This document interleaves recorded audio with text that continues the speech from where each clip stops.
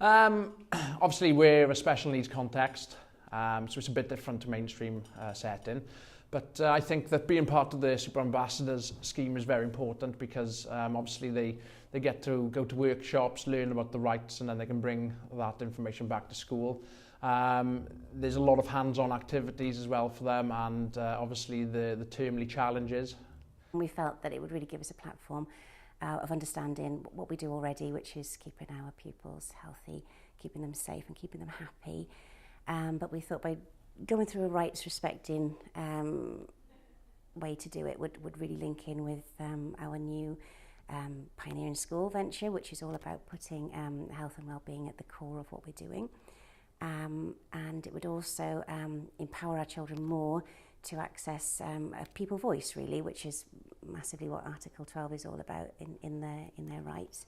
I think giving our kids a voice for themselves, where a lot of people have actually done them for them, and outside agencies and parents because of their disabilities, I think actually giving them, empowering them to have their own say, to have their own individual needs and their rights, and expressing that.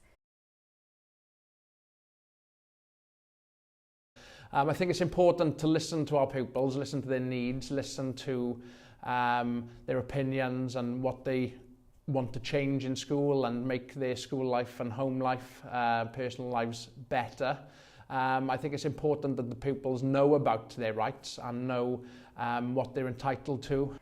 It gives them a chance to talk and be honest about the effects that their community have on them and their peers. I think that the pupils enjoy learning about their rights, and they enjoy kind of expressing their opinions to having an ownership over life in school.